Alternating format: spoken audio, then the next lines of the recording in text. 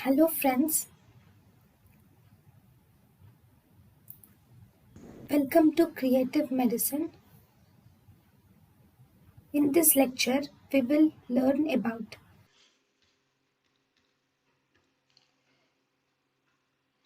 developmental glaucoma, or which is also called as congenital glaucoma. In congenital glaucoma, we have three types. First, we have primary congenital glaucoma. Primary congenital glaucoma is actually an autosomal recessive disorder. Now, in primary congenital glaucoma, we have true congenital glaucoma. Then we have infantile glaucoma. If the glaucoma occurs before the age of 3 years of age, then it is infantile glaucoma.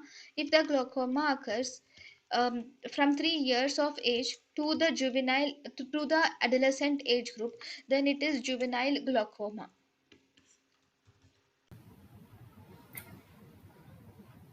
thank you and thank you for watching.